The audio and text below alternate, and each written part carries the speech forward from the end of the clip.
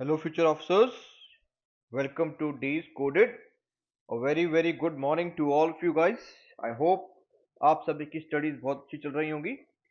तो हमने एक ये छोटा सा इनिशिएटिव शुरू किया है जिसमें हम पीवाईक्यू की जो थीम्स हैं उनको करंट अफेयर से लिंक करके हम कुछ क्वेश्चंस बनाते हैं और उन वो ये ध्यान में रखकर बनाए जाते हैं कि उनकी प्रोबेबिलिटी कितनी ज़्यादा एग्जाम में है, क्योंकि यूपीएससी हैज़ एन हैबिट कि जो भी वो पहले से क्वेश्चन पूछ चुका है, अगर वही टॉपिक फिर से करंट में रिपीट होते हैं तो वो उन्हीं से बनाकर क्वेश्चन पूछ देता है। ठीक है, तो इसी के लिए हमने आपके लिए 10 क्वेश्चन का टेस्ट बनाया था। उस तो आज का पहले हम पॉलिटी का एक टेस्ट ले चुके हैं इससे पहले, तो वो एनवायरनमेंट के बारे में डिस्कस करेंगे। ठीक है, एनवायरनमेंट के बारे में डिस्कस करेंगे इस टेस्ट में। तो अभी हम आगे चलते हैं इसमें। तो सबसे पहले हम पीवाईक्यू थीम्स डिस्कस कर लेते हैं जो एनवायरनमेंट में बहुत ज्यादा इंपॉर्टेंट है। देखिए, जो सबसे ज्यादा क्वेश्चंस आते हैं एनवायरनमेंट के अंदर वो आपके आते हैं एनिमल्स से। ठीक है, यानी बायोडाइवर्सिटी से। और उसमें भी वो कुछ फिक्स एनिमल्स हैं, उसी के क्वेश्चंस को बार बार रिपीट करता रहता है। जैसे पहले वो उन एनिमल्स के बारे में नॉर्मली पूछता था कि वो एनिमल्स कहाँ पर मिलते हैं, कौन से wild life sanctuary national park में मिलते हैं, पर अब उसने थीम को थोड़ा चेंज कर दिया है। अब वो उन एनिमल्स के कैरेक्टरिस्टिक्स के बारे में पूछता है। ठीक है, कैरेक्टरिस्टिक्स का मतलब हो गया, जैसे घड़ियाल का एग्जांपल ले लीजिए, समझ लीजिए घड़ियाल में वो कैरेक्टरिस्टिक कैसे पूछेगा कि जो घड़ियाल है, समझ लीजिए क्या जो घड़ियाल में जो मेल घड़ियाल होता है वो जो है बच्चों को रेस, ऑफस्प्रिंग जो है घड़ियाल के, उसको रेस करने में हेल्प करता है फीमेल की या नहीं करता। या फॉर एग्जांपल आप टाइगर की बात कर लीजिए, तो वो ये क्या, ऐसे टाइगर का ऐसा कैरेक्टरिस्टिक पूछ सकता है कि tiger mainly hunts during the Noon time, तो क्या ये सही है नहीं है। या फिर एलिफेंट के बारे में ऐसा पूछ सकता है कि जो एलिफेंट का जो ग्रुप है उसको एक फीमेल लीड करती है, मेल लीड करता है। ठीक है, ऐसे लॉयन टेल्ड मकैक हो गया, उसके रिस्पेक्ट में कैरेक्टरिस्टिक ये पूछ सकता है कि ये एबोरियल है, ठीक है, ये डिर्यूनल है ये। ठीक है, ऐसे पूछ सकता है वो। ठीक है, तो आपको मैं कुछ एनिमल्स बता देता हूं जो हमेशा थीम्स में कॉमन रहते हैं। अगर ये एनिमल्स आपको करंट अफेयर में दिखते हैं तो आप इनको बहुत ज्यादा अच्छे से प्रिपेयर कर लें। एक हो जाएगा ग्रेट इंडियन बस्टर्ड, दूसरा आपका घड़ियाल हो जाएगा, फिर टाइगर, फिर एलिफेंट, फिर लॉयन टेल मकैक, फिर हॉलॉक गिबन, फिर मशीर। मशीर के भी क्वेश्चन काफी पूछ चुके हैं। इराडवी एंड गैंजेस रिवर डॉल्फिन, बहुत सारे क्वेश्चन पूछ चुका है इससे भी। रेड पांडा के बारे में पूछ चुका है, संगाई डियर भी पूछ चुका है, स्वैम डियर भी काफी बार पूछ चुका है, और पिग्मी हॉक भी काफी बार पूछ चुका है। ठीक है, तो ये है। और उसके बाद जो इसकी इंपॉर्टेंट थीम है वो नेशनल लेजिस्लेशन है, जैसे कि एनवायरमेंट प्रोटेक्शन एक्ट हो गया, वाइल्ड लाइफ प्रोटेक्शन एक्ट हो गया, बायोडाइवर्सिटी एक्ट हो गया, वाटर प्रोटेक्शन एक्ट हो गया, पोल्यूशन एक्ट हो गया, प्लास्टिक मैनेजमेंट रूल्स हो गए, ई वेस्ट मैनेजमेंट रूल हो गए, bio waste medical management rule हो गए। जो भी इनमें से कोई भी नेशनल लेजिस्लेशन है जो न्यूज में आ रही है, अगर उसमें कोई चेंजेस हुए हैं तो आप उसको नोट कर लीजिए, वो क्वेश्चन 100% आएगा एग्जाम।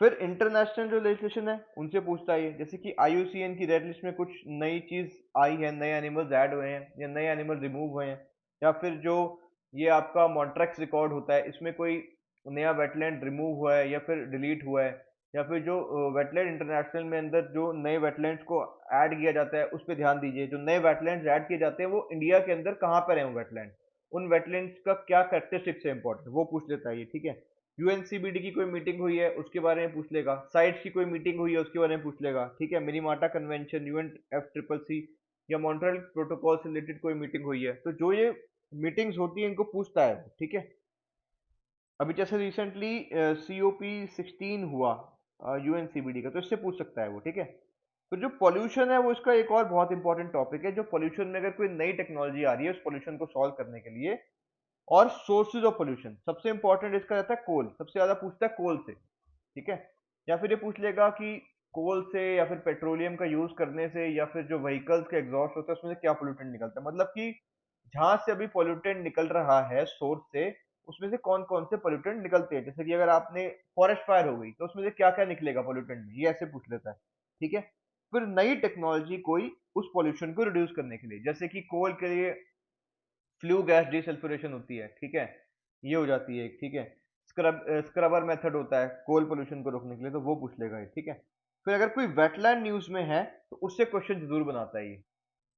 फिर उसके बाद अगर कोई नेशनल पार्क न्यूज में है या कोई नया टाइगर रिजर्व बना है, ठीक है, तो वो टाइगर रिजर्व की लोकेशन, उस टाइगर रिजर्व में से कौन सी रिवर पास करती है, उस टाइगर रिजर्व की क्या स्पेशल कैरेक्टरिस्टिक्स है, उसकी क्या वेजिटेशन है, क्या क्लाइमेट है, उसका उस टाइगर रिजर्व का सबसे इंपॉर्टेंट एनिमल कौन सा है, और अगर कोई और नया नेशनल पार्क जो है वो न्यूज़ में है, तो उस नेशनल पार्क से रिवर कौन सी जा रही है, उसकी वेजिटेशन कौन सी है, उसका क्लाइमेटिक कैरेक्टर कौन सा है, और उसमें जो सबसे इम्पोर्टेंट एनिमल है कि जिसके लिए वो बना हुआ है। तो जैसे कि आप कान्हा नेशनल पार्क की बात कीजिए, उसके अंदर सबसे इंपॉर्टेंट एनिमल है स्वैम्प डियर। तो वो कान्हा नेशनल पार्क अगर न्यूज में था तो वो स्वैम्प डियर पूछेगा उसमें से, क्योंकि उसके अंदर सबसे इंपॉर्टेंट स्वैम्प डियर है। जैसे अब काजीरंगा नेशनल पार्क है, उसके अंदर सबसे इंपॉर्टेंट क्या क्या है? उसके अंदर इंपॉर्टेंट आपका गोल्डन लंगूर इंपॉर्टेंट है, उसके अंदर आपका राइनोसोरस इंपॉर्टेंट है, तो उनसे क्वेश्चन बनाएगा आपका, ठीक है।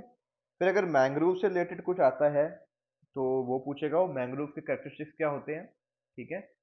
मैंग्रोव को कोई थ्रेट नहीं आई है तो वो पूछ सकता है उसके बारे में। मैंग्रोव की इकोसिस्टम सर्विसेज क्या है? मैंग्रोव का इकोसिस्टम सर्विस मतलब मैंग्रोव किस किस चीज को हैबिटेट प्रोवाइड करता है, मैंग्रोव कैसे सैंड ड्यून को रोकता है, वो सब। फिर फाइटोप्लैंक्टन से रिलेटेड कोई न्यूज है वो पूछता है ये। फिर मरीन इकोसिस्टम से रिलेटेड पूछ लेता है कि फिल्टर फीडर क्या होते हैं, जेली फिश वगैरह, इन सब के बारे में। फिर अगर वेस्टर्न घाट में कोई नया एनिमल मिला है, या वेस्टर्न घाट में इससे रिलेटेड कोई नई डेवलपमेंट हुई है, या फिर नॉर्थ ईस्ट में कोई नया एनिमल मिला है या उससे रिलेटेड कोई डेवलपमेंट, या फिर अंडमान निकोबार के फॉरेस्ट में कोई नया एनिमल मिला है या उससे रिलेटेड कोई डेवलपमेंट। जैसे अभी एक नया प्रोजेक्ट चला ना अंडमान के अंदर, जिसमें उसको मॉडर्नाइज करने की कोशिश की जा रही है, उस पर पोर्ट बनाया जा रहा है, उस पर एयरफील्ड बनाई जा रही है। तो उससे जो उसकी बायोलॉजिकल डाइवर्सिटी है उस पर जो फर्क पड़ेगा, जिन एनिमल्स को फर्क पड़ सकता है, उसके बारे में पूछ रहे हैं। जैसे कि नारकोंडम हॉर्नबिल के बारे में पूछ सकता है, वहाँ पे एक स्पेशल टाइप ऑफ पिजन मिलता है, ठीक है, निकोबारी पिजन, उसके बारे में पूछ सकता है, ऐसे। तो इन सबको ध्यान में रखते हुए हमने जो करंट में टॉपिक्स आए थे उसको लेके क्वेश्चंस बनाए हैं। आई होप ये आपको हेल्प करे। ये सिर्फ इसका इस इनिशिएटिव का पर्पस सिर्फ रिवीजन है, आपको कुछ नई चीज सिखाना नहीं है, क्योंकि अब इस टाइम पे नई चीजें नहीं सिखाई जा सकती। इसका पर्पस यही है कि अभी जो आपका पेपर होने वाला है उसमें आपको मैक्सिमम क्वेश्चन जो आप तैयारी करके जाओ वहां पर जाके आपको दिख जाए, ताकि आपका कॉन्फिडेंस बहुत अच्छा हो जाए पेपर के अंदर बैठते ही। उससे पेपर आपका और ज्यादा अच्छा होगा, उसके चांसेस ज्यादा हैं क्लियर करने के। ठीक है, तो अब शुरू करते हैं। पहला है हमारा question, with reference to the great Indian bustard consider the following statement. अभी इसलिए पूछा क्योंकि पीवाईक्यू का टॉपिक ग्रेट इंडियन बस्टर्ड है, और अभी करंटली जो बस्टर्ड रिकवरी प्रोग्राम है उसको एक्सटेंड कर दिया गया है और ज्यादा, ठीक है। अब आगे शुरू करते हैं। Under the bustard recovery programme only the great Indian bustard and lesser florican are covered. बिल्कुल ठीक बात है, 4 बस्टर्ड की स्पीशीज मिलती है इंडिया के अंदर, जिसमें से 2 ही कवर्ड है, ग्रेट इंडियन बस्टर्ड और lesser florican. Artificial insemination technique to save the great Indian bustard was adopted from Abu Dhabi. हाँ, जो आबू धाबी के अंदर बोरा बारा बस्टर्ड कंजर्वेशन प्रोग्राम चलता है उसमें वो आर्टिफिशियल इंसेमिनेशन का यूज करते हैं, उसको हमने इंडिया में अडॉप्ट किया है। और अभी अभी हमने चिक्स को हैच भी करवाया उसको यूज करके, ठीक है। The great Indian bustard has one of the largest field of view of the bird family. नहीं, ये बिल्कुल गलत है। जो उसका फील्ड ऑफ व्यू है बहुत कम होता है, क्योंकि इसीलिए ये तारों से टकरा जाता है। आपने सुना होगा ना कि ग्रेट इंडियन बस्टर्ड का जो मेजर थ्रेट है वो क्या है? ये पावर लाइन से टकरा जाता है, जो ओवरहेड पावर लाइन से। अब हो क्या रहा है कि जो ग्रेट इंडियन बस्टर्ड है उसकी जो आंखें है ना वो साइड में होती हैं, लेफ्ट और राइट में। तो इसको साइड व्यू ज्यादा अच्छा मिलता है, फ्रंटल व्यू कम मिलता है। तो जब इस अब ये उड़ेगा तो सीधा साइड में तो उड़ेगा नहीं। जब ये सीधा उड़ रहा है तो इसका फ्रंटल व्यू क्योंकि लिमिटेड है, तो आगे के इसको तार दिख नहीं पाते हैं, इस वजह से ये टकरा जाता है पावर लाइंस में, ठीक है। Both the great Indian bustard male and female play vital role in raising the young ones. बिल्कुल गलत बात है। जो ग्रेट इंडियन बस्टर्ड मेल है वो बिल्कुल भी फीमेल की मदद नहीं करता है, यंग वंस को रेस करने में सारा काम फीमेल करती है। मतलब आपके ये जो एग हैचिंग से लेके यंग वंस को रेस करने तक, और जो मादा अंडे अंडे के ऊपर बैठ के उनको सहती है, वो सब फीमेल करती है, ठीक है। The height of the great Indian bustard male plays a major role in attracting female during mating season. नहीं, ऐसा नहीं है, हाइट से कोई लेना देना नहीं है। हालांकि ये बहुत टॉल बर्ड होता है ग्रेट इंडियन बस्टर्ड, पर उसकी हाइट से कोई लेना देना नहीं है। इसके जो मेल्स होते हैं उनकी जो नेक होती है उसमें एक गोल्यूलर गोल्यूलर पाउच होता है, गोलर पाउच होता है।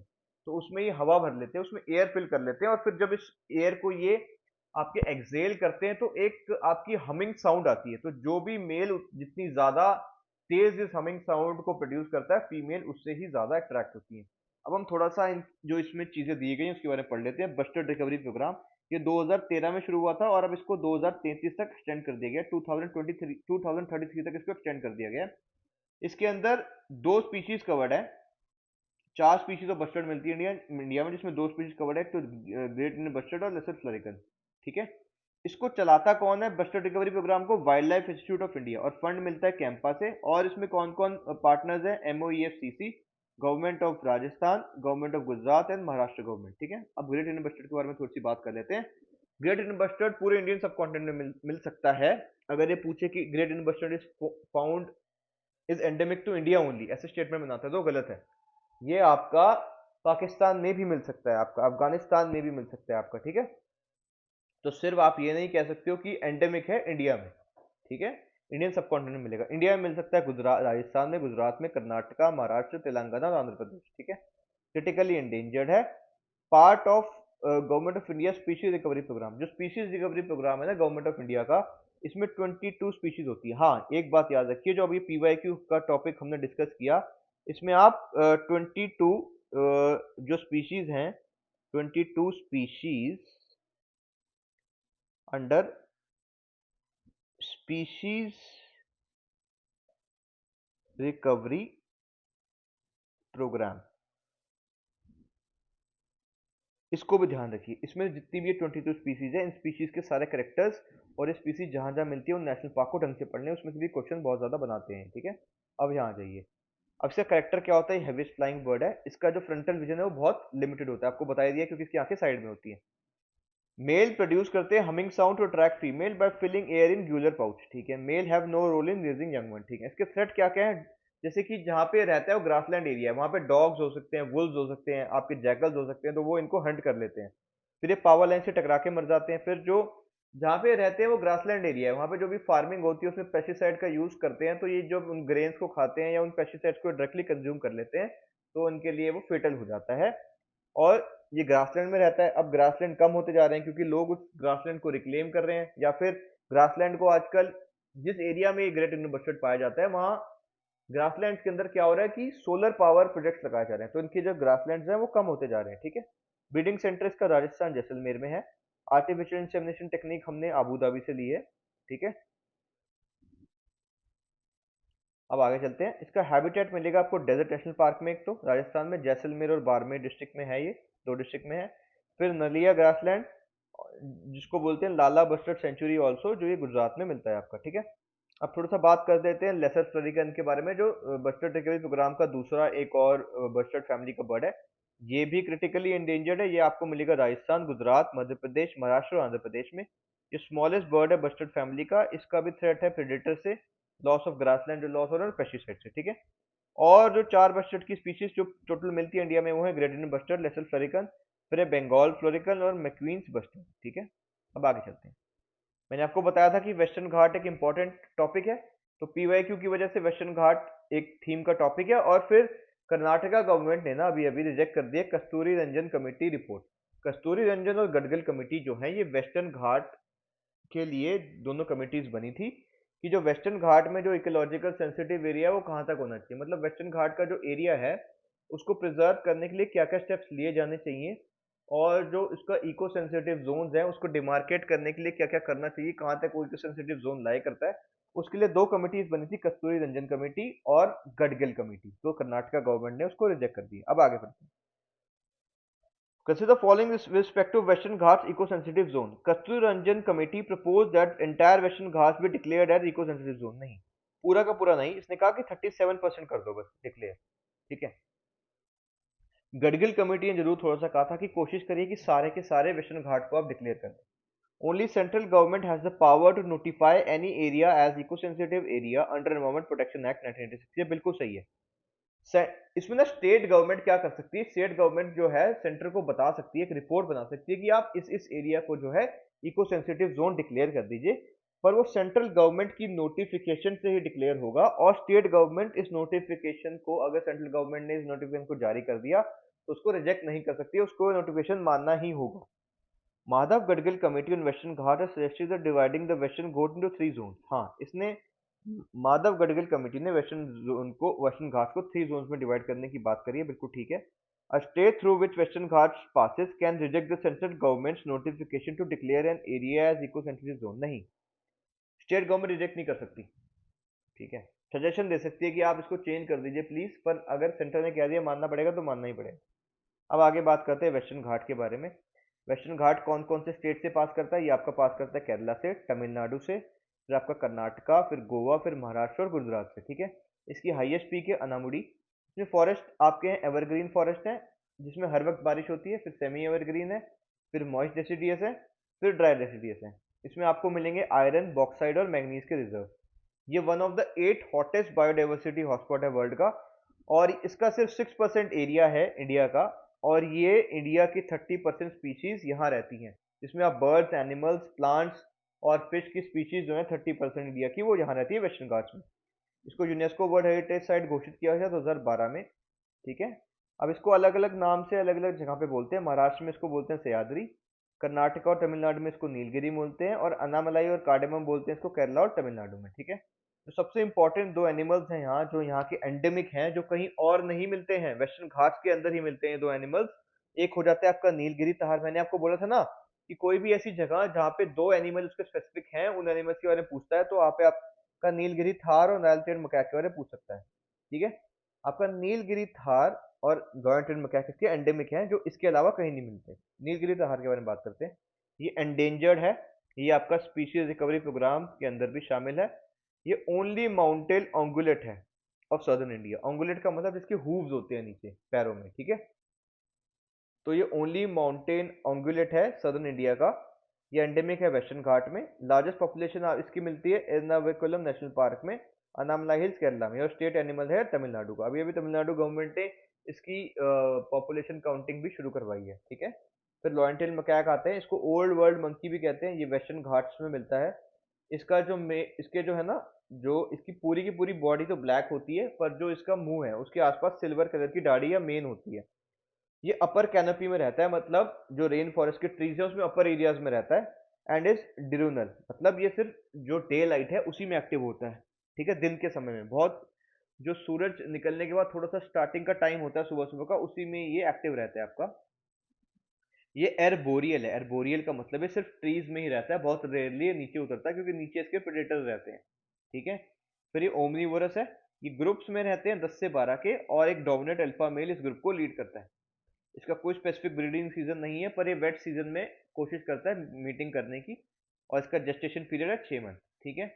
इसको थ्रेट है पोचिंग का, और अब क्योंकि इसके हैबिटेट लॉस हो रहा है, तो आपस में क्या हो रहा है आजकल, इनब्रीडिंग कर ले रहे हैं, मतलब आपस में ही जो सेम फैमिली के लोग थे उनको इनब्रीडिंग करनी पड़ जा रही है, जिसकी वजह से जेनेटिक डाइवर्सिटी इसकी रिड्यूस हो रही है और ये मर जा रहा है। ठीक है।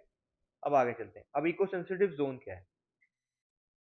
एक ऐसा एरिया जहाँ पे बहुत ज़्यादा एनवायरमेंट रिसोर्सेज को मतलब आइडेंटिफाई किया गया है। वो एनवायरमेंट रिसोर्सेज ऐसे हैं जो किसी और भी जगह से इनकम्पेरेबल है। जैसे कि वेस्टर्न घाट की बात कर लीजिए, वहाँ पे ऐसी ऐसी एंडेमिक स्पीसीज है जो कहीं और नहीं मिलती हैं। तो वेस्टर्न घाट्स को इसलिए, एरियाज को वेस्टर्न घाट्स के इको सेंसिटिव जोन्स को में नोटिफाई किया जाता है, क्योंकि वहाँ पे ऐसे एनवायरमेंट रिसोर्सेज हैं जो कहीं और नहीं मिलते हैं। जैसे कि वेस्टर्न घाट्स में कुछ ऐसे species of plants, animals and birds हैं जो कहीं और नहीं मिल सकते हैं, तो उसके जोन को प्रोटेक्ट करना बहुत ज़रूरी है। ठीक है। और इसको नेशनल एनवायरनमेंट पॉलिसी 2006 के थ्रू इसकी डेफिनेशन है, या फिर वहाँ पे इसको डिस्कस किया गया है। और इको सेंसिटिव जोन को डिक्लेयर कौन करता है? सेंट्रल गवर्नमेंट करती है अंडर एनवायरनमेंट प्रोटेक्शन एक्ट 1986। इसमें स्टेट गवर्नमेंट इनको बता सकती है कि आप इस वाले एरिया को कर दीजिए, तो अगर सेंट्रल गवर्नमेंट चाहे तो उसको डिक्लेयर कर सकती है। ठीक है। अब इको सेंसिटिव जोन में एक्टिविटीज के बारे में बात करते हैं। प्रोहिबिट कौन सी है, जो हो ही नहीं सकती है, वो है इंडस्ट्रीज और माइनिंग, ये होएगी ही नहीं। रेगुलेटेड कौन सी है? फेलिंग ऑफ ट्रीज, रेगुलेशन है कि कितने पेड़ गिरेंगे कितने नहीं गिरेंगे। होटल बनाना और रिजॉर्ट बनाना इको टूरिज्म के लिए, वो रेगुलेटेड है। और परमिटेड क्या क्या है? जो एग्रीकल्चर और हॉर्टिकल्चर पहले से लोकल कम्युनिटीज कर रही थी वो परमिटेड है, और डेयरी फार्मिंग भी परमिटेड है। इसके साथ वेस्टर्न घाट वाला खत्म होता है। नेक्स्ट पे चलते हैं। नेक्स्ट है, क्योंकि अब क्या होता है कि इंटरनेशनल जो आपके ऑर्गेनाइजेशन हैं उसके बारे में बहुत सारे क्वेश्चन पूछता है, जो थोड़ी ऐसी ऑर्गेनाइजेशन है जिनके नाम आपने ज़्यादा नहीं सुने होंगे, उनसे रिलेटेड क्वेश्चन बनाता है बहुत बारी। तो इसलिए आपके लिए यहाँ पे लिया गया इंटरनेशनल एग्रीमेंट फॉर फॉरेस्ट। ठीक है। क्यों लिया गया? क्योंकि इसका 19th सेशन हुआ था यूएन फोरम ऑफ फॉरेस्ट का। तो विच of the following is correct in respect of the international arrangement for forest? It operates under the United Nation forum of forest. ये बिल्कुल सही है, इसके अंडर ऑपरेट करता है, बाकी किसी के अंडर नहीं करता है, उनको काट दीजिए। अब आगे चलते हैं।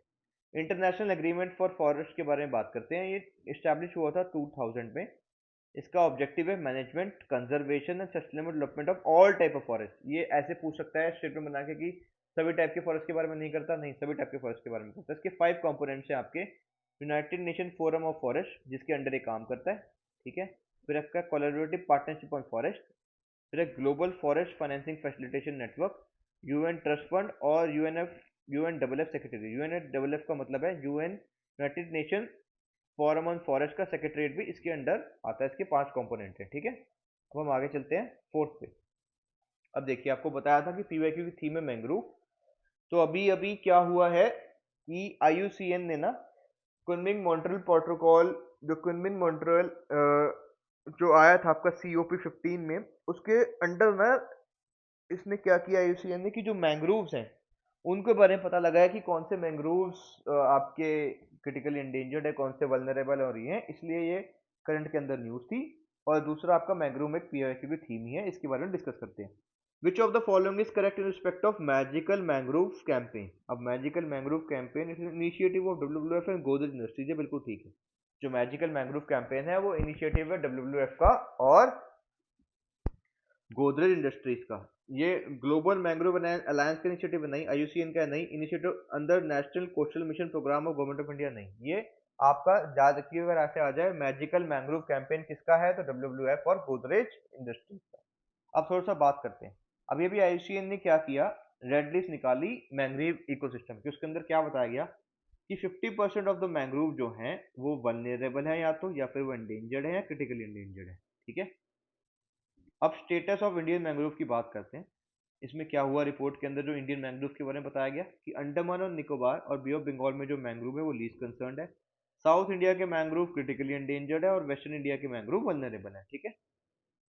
फिर एक रिपोर्ट आती है वर्ल्ड मैंग्रोव 2024, वो कौन निकालता है, global mangrove alliance. World mangrove 2024 report निकालता है ग्लोबल मैंग्रोव अलायंस।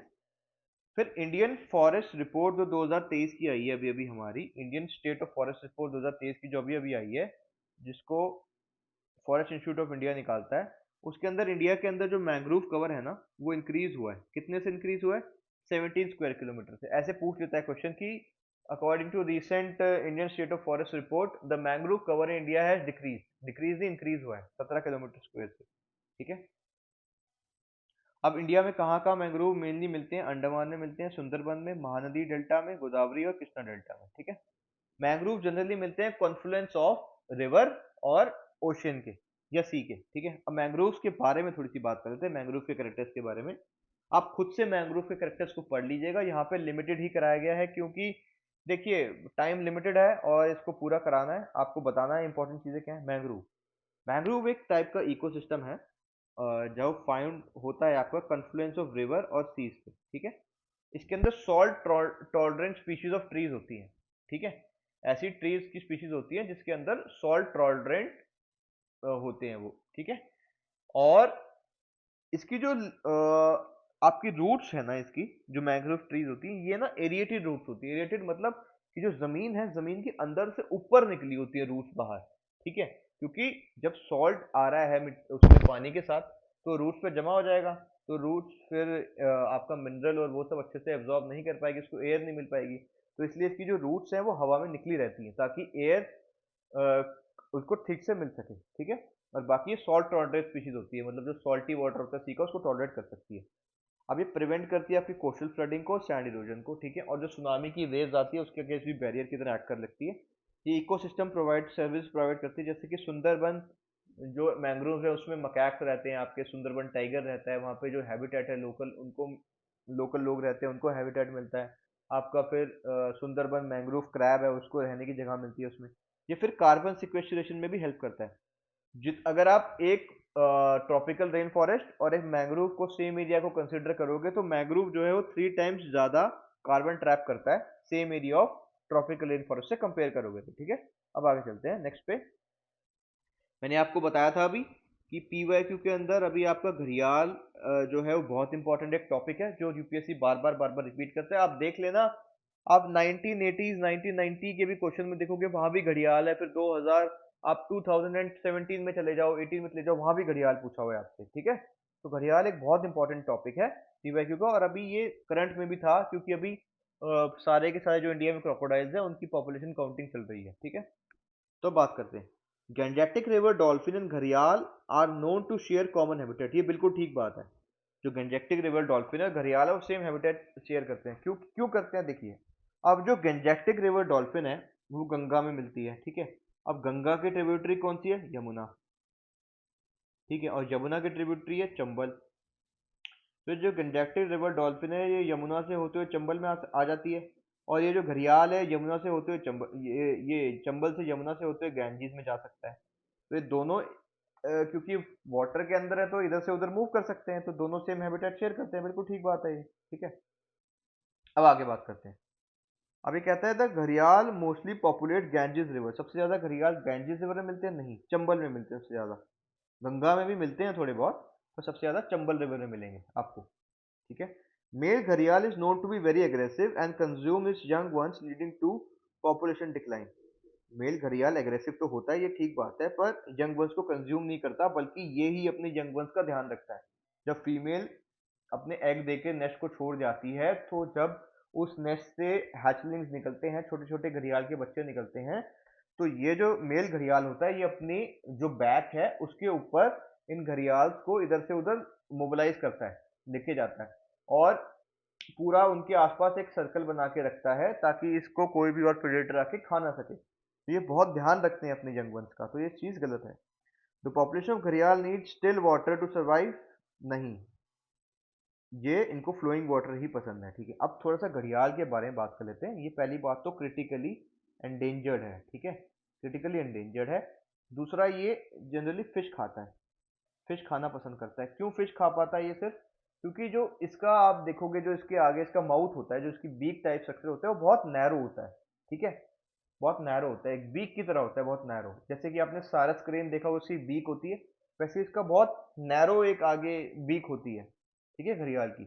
और उसके ऊपर एक ग्लोबुलर स्ट्रक्चर होता है इसकी नोज के ऊपर, जो आपको एक पॉट की तरह लगेगा, घड़िया घड़े की तरह। मतलब पॉट को हिंदी में क्या कहते हो आप? घड़ा। ठीक है, घड़ा कहते हो ना पॉट को हिंदी में। तो इसीलिए इसका नाम घड़ियाल है, क्योंकि जो इसका नोज होता है उसके ऊपर एक घड़े के जैसा वो बना होता है स्ट्रक्चर, इसलिए इसको घड़ियाल कहते हैं। और मेल्स जो हैं इस घड़े से आवाज निकालते हैं, कम्युनिकेट करने के लिए भी और फीमेल को अट्रैक्ट करने के लिए भी। ठीक है, और घड़ियाल अपना जो है ये थोड़ा सा डीप वाटर में, हल्के से डीप वाटर में रहना पसंद करता है, जहाँ पे फ्लोइंग रिवर। मेनली ये फिश पे सरवाइव करता है। और जो मेल्स हैं वो हेल्प करते हैं फीमेल की यंग वंस को येज करने में। मेल जो है यंग वंस को अपने कंधे पे लेके इधर से उधर ट्रांसपोर्ट करते हैं, उनके लिए उनको ऐसी जगहों पर लेके जाते हैं जहाँ फिश पॉपुलेशन अवेलेबल है, ताकि वो जो यंग वंस है वो फिश को खा सके। ठीक है, और मेनली जो घड़ियाल है वो इंडिया में चंबल रिवर के अंदर मिलता है। ठीक है, अब आगे चलते हैं। घड़ियाल के बारे में काफी बात हो गई है, नेक्स्ट चलते हैं। हाँ, तो अगर कोई भी इंटरनेशनल ईयर डिक्लेयर करता है ना यूएन, तो वो ईयर बहुत इंपॉर्टेंट हो जाता है। और अभी एक कैमलिट्स पे डिक्लेयर किया पीवाईक्यू के अंदर ना। आप देखोगे कि कैमल जो एक एनिमल है, कैमल, उसके बारे में 3 से 4 बार क्वेश्चन पूछ चुका है यूपीएससी। ठीक है, लास्ट 10 ईयर में 3 से 4 बार क्वेश्चन पूछ चुका है, तो बहुत इंपॉर्टेंट हो जाता है। और ऊपर से करंट के लिए जो है, करंट में क्या हुआ कि इंटरनेशनल ईयर ऑफ कैमलेट्स बनाया गया, बना 2024 को जो है वो international year of camelids declare किया गया, करंट का पार्ट हो जाता है। Which year was declared as international year of camelids by United Nation? Year 2024। ठीक है, तो अब थोड़े से और जो इसमें ईयर दिए उनके बारे में बात कर लेते हैं। जो 2023 है वो था इंटरनेशनल ईयर ऑफ मिलेट्स। 2025 जो है उसको आपका बनाया गया international year of cooperative societies, international year of quantum science and international year of glacier research. ठीक है, 2026 को बनाया गया है international year of women farmer, international year for volunteers on sustainable development, और इंटरनेशनल ईयर ऑफ रेंजलैंड एंड पैस्टोरलिस्ट। ठीक है, और इंटरनेशनल ईयर ऑफ 2024 है इंटरनेशनल ईयर ऑफ कैमलिट्स। अब इसी के अंदर हम कैमलिट्स की बात कर लेते हैं। कैमलिट्स क्या होते हैं? ये मेंबर होते हैं कैमल फैमिली के। ठीक है, बेसिकली जनरली दो टाइप ऑफ कैमल होते हैं। एक तो अरेबियन कैमल जिसका सिंगल हम्प होता है, और दूसरा होता है बैक्टीरियन कैमल जिसका डबल हम्प होता है। अब हम्प का यूज क्या है? अब आपने सुना होगा कि कैमल जो है वो बहुत ज्यादा हार्श डेजर्ट एनवायरनमेंट में भी सर्वाइव कर लेता है। तो हम्प में कैमल क्या करता है कि वो जो उसका हम्प होता है उसमें वो फैट स्टोर कर लेता है। ठीक है, अब आप लोग कहते हैं कि ये पानी स्टोर करता है। नहीं, ये पानी नहीं स्टोर करता अपने हम्प में, ये अपने हम्प में फैट स्टोर करता है। तो जब भी इसको खाना कम मिलता है या पानी नहीं मिल रहा होता है, तो जो इसके हम्प में अंदर फैट स्टोर होता है, इसको ये बर्न कर लेता है। उस फैट से फिर इसको एनर्जी मिल जाती है और वाटर नीड्स भी इसकी पूरी हो जाती है। ठीक है, अब इंडिया के अंदर कैमल्स की बात करते हैं। ये स्टेट एनिमल है, कहाँ का? राजस्थान का। इंडिया में 3 टाइप के कैमल मिलते हैं। पहला है खराई कैमल, जो आपका कच्छ गुजरात में मिलता है। ये जो कैमल है स्विम कर सकता है सी में। ये यूपीएससी क्वेश्चन भी पूछ चुका है कि खराई कैमल स्विम कर सकता है? हाँ कर सकता है। ये स्विम कर सकता है सी में 3 किलोमीटर तक। क्या किस लिए स्विम करता है? क्योंकि इसको मैंग्रोव्स खाना पसंद है, ये मैंग्रोव्स खाने जाता है वहां पे। फिर अगला आपका कैमल है ड्रोम्स डेयरी कैमल या फिर अरेबियन कैमल, जो हॉट डेजर्ट में मिलता है इंडिया में, राजस्थान, हरियाणा और गुजरात में मेनली। वैसे नॉर्दर्न इंडिया में कहीं भी देखने को मिल सकता है आपको। फिर आपका बैक्टीरियन कैमल, जो आपके लद्दाख के नुब्रा वैली में ही मिलता है, सिर्फ सिर्फ लद्दाख के नुब्रा वैली में ही मिलता है बैक्टीरियन कैमल। ठीक है, और इसके डबल हम्प होता है। अब आगे चलते हैं नेक्स्ट पे। नेक्स्ट है आपके पास नॉक्टिल्यूका स्किंटिलैंस। नॉक्टिल्यूका स्किंटिलैंस, मैंने आपको बताया था कि पीवाईक्यू की एक थीम है क्या? PHYTO, phyto plankton. ठीक है, क्योंकि ये मेन पार्ट है, ये आपके क्या है, ये मेन पार्ट है, ये आपके प्रोड्यूसर्स हैं। क्या है ये? प्रोड्यूसर्स। किस चीज के? जो फाइटोप्लैंक्टन्स हैं आपके, ये प्रोड्यूसर्स हैं किस चीज के? मरीन इकोसिस्टम के, प्राइमरी प्रोड्यूसर्स। मरीन इकोसिस्टम भी आपको बताया पीवाईक्यू थीम है, तो मरीन इकोसिस्टम के प्राइमरी प्रोड्यूसर कौन है? फाइटोप्लैंक्टन। ठीक है, फिर बाकी जो फिशेस वगैरह है वो इनको खाती है और उन फिशेस को कोई और खाता है। अब आगे बात करते हैं। तो नॉक्टिल्यूका स्किंटिलैंस क्या है? ये एक स्पीशीज है किसकी? फाइटोप्लैंक्टन की, जो न्यूज में थी। क्यों न्यूज में थी? अब इनकी वजह से रेड टाइड आया। ठीक है, रेड टाइड क्यों आया? कि जब इन जो नॉक्टिल्यूकास कैंटिलैंस को जब ना लैक ऑफ न्यूट्रिएंट्स मिलते हैं या लैक ऑफ CO2 होता है, तो ये ना एक रेड कलर का पिगमेंट रिलीज कर देता है अपने सेल्स में से। तो वो पिगमेंट जाके ना आपके रॉक्स पे और सी फ्लोर पे जाके सेटल हो जाता है, और जब जैसे ही टाइड आता है तो उसके साथ वो बहता हुआ पिगमेंट सी कोस्ट की तरफ आ जाता है, या फिर पानी में सी के बहने लग जाता है। तो उसकी वजह से ऐसा लगता है उस रेड पिगमेंट की वजह से कि रेड टाइड आ रहा है।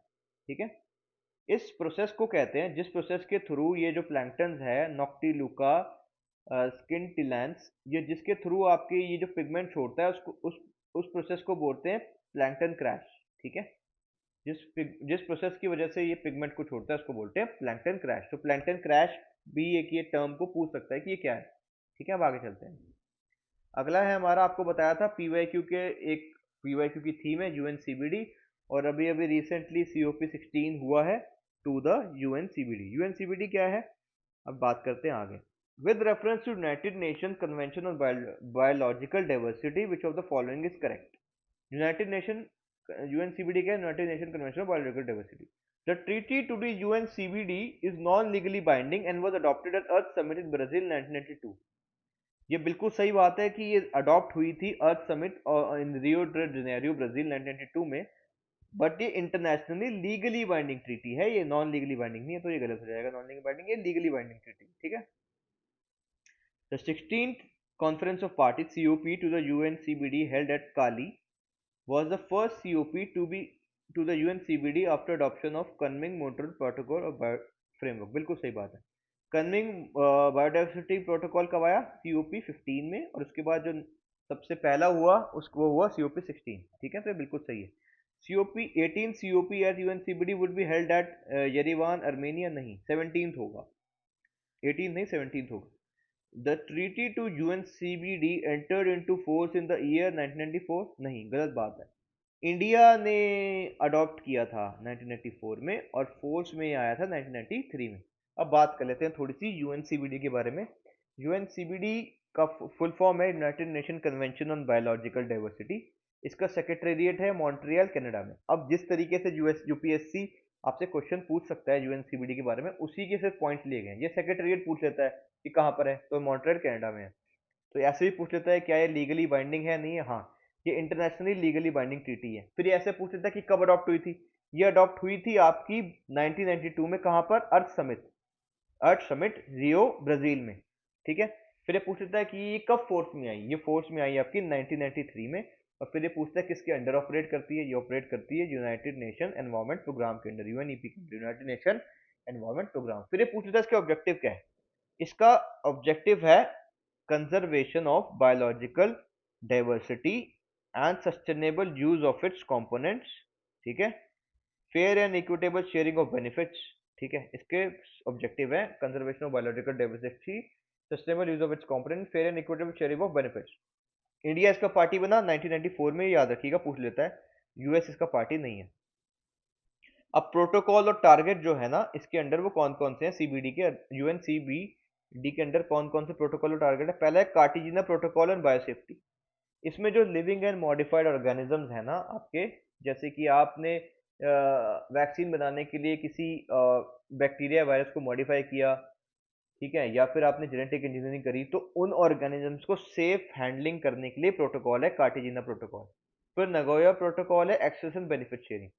अब जैसे कि क्या होता है कि किसी जेनेटिक मटेरियल के, जैसे कि आपने किसी प्लांट की प्रोडक्टिविटी बढ़ा दी जेनेटिक इंजीनियरिंग करके, या फिर आपने किसी प्लांट को जो है ड्रॉट रेजिस्टेंट बना दिया जेनेटिक इंजीनियरिंग करके, तो अब वो क्या है, वो सोसाइटी के लिए फायदे की चीज है ना। जिन जगहों पर ड्रॉट पड़ता था वहां पर अगर उस प्लांट को उगाएंगे, अगर उस क्रॉप को उगाएंगे, तो वहां के लोगों को खाना मिल सकता है। तो इसके अंदर ये होता है कि ये एक्सेस ऑफ बेनिफिट शेयरिंग की बात करता है इन चीजों के बारे में। Sharing of benefit arising from the utilization of genetic resources in fair and equitable manner. तो मतलब जिसने भी ये बनाई है रिसोर्सेज, वो इसको फेयर एंड इक्विटेबल मैनर में दूसरे के साथ शेयर करे, ताकि ह्यूमन सोसाइटी का भला हो सके। फिर इसके अंदर आईची बायोडाइवर्सिटी टारगेट्स आते थे, जो कि आपके 10 साल के लिए थे, जो अब खत्म हो चुके हैं। 20 टारगेट थे इसमें। अब इसकी जगह आपका ये आ गया है कनमिन मॉन्ट्रियल, ठीक है। फिर नगोया कोलालमपुर प्रोटोकॉल, ये जो आपका लिविंग मॉडिफाइड ऑर्गेनिज्म की बात करी थी ऊपर, उसी से रिलेटेड है।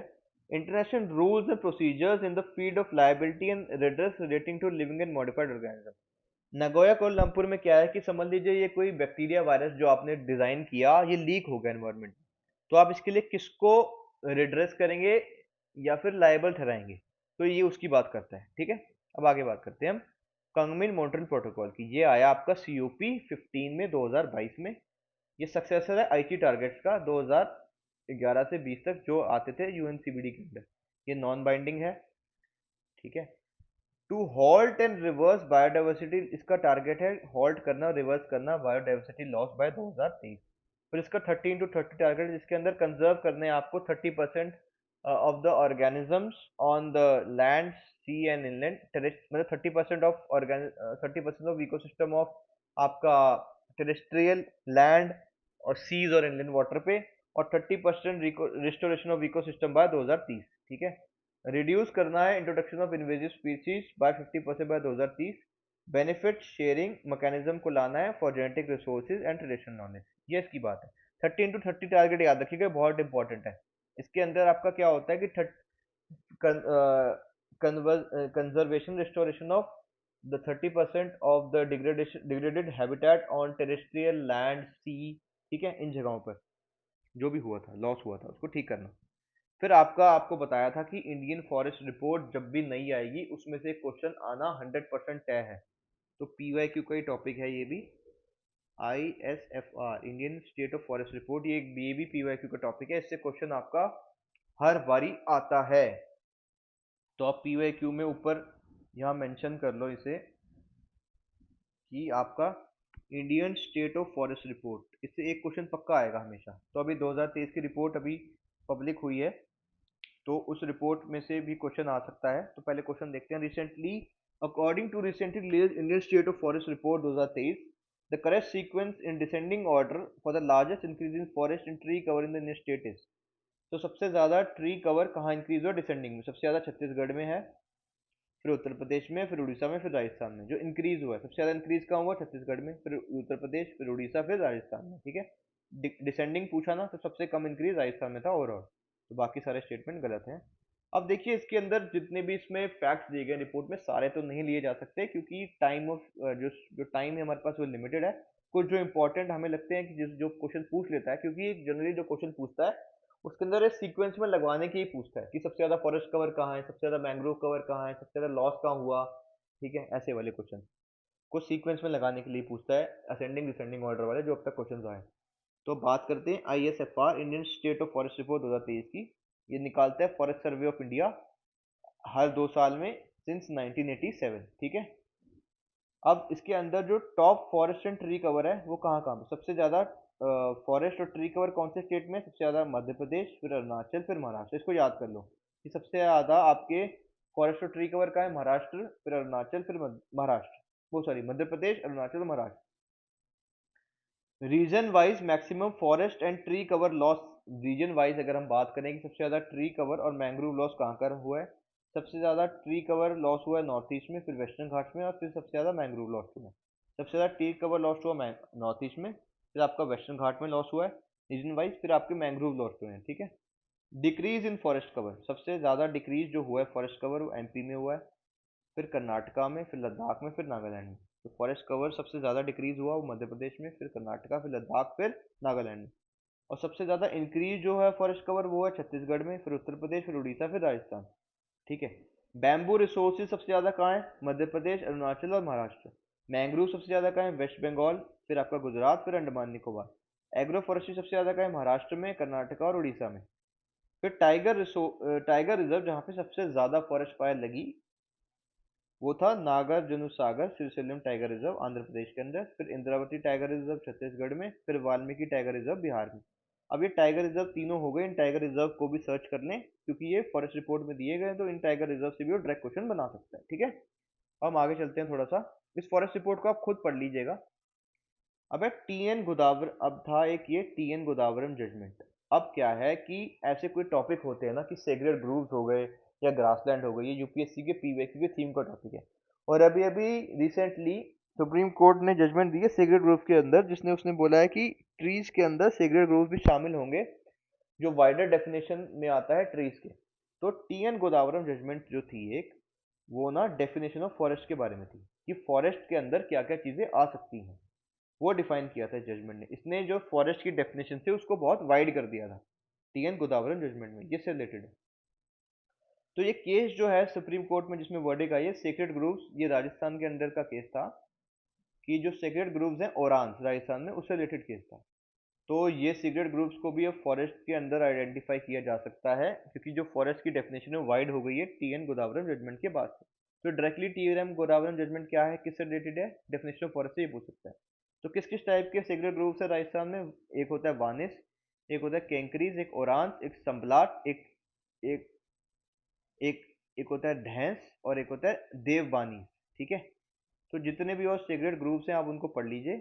मेघालय के जो लिविंग ब्रिज है ना, जिंकिंग जिरी, ये पूछ चुका है पहले भी, जिंकिंग जिरी, वो भी आपके सेक्रेट ग्रुप्स के अंडर ही आते हैं। तो सेक्रेट ग्रुप्स के बारे में थोड़ा सा पढ़ लीजिएगा, सेक्रेट ग्रुप्स कौन कौन से स्टेट में कौन कौन से नाम से बुलाए जाते हैं। ठीक है। तो इसी के साथ अब हम इसको खत्म करते हैं, फिर अगले आपको नेक्स्ट 10 क्वेश्चन और दिए जाएंगे, फिर उसका वीडियो सोल्यूशन दिया जाएगा। हम ट्राई करेंगे जितने ज़्यादा पीवाईक्यू थीम्स को करंट अफेयर से रिलेट करके आपको मैक्सिमम वो क्वेश्चन प्रोवाइड कर सके जो एग्जाम में आते हैं। तो इसका सिर्फ पर्पस रिवीजन करने का था, इसका कोई आपको नई चीज़ सिखाने का नहीं है। So thank you so much, I hope you like this video, and I suggest you that if you think this video was useful to you, so please suggest it to your friends also. Okay, so everyone can be benefited. Thank you so much. Keep working.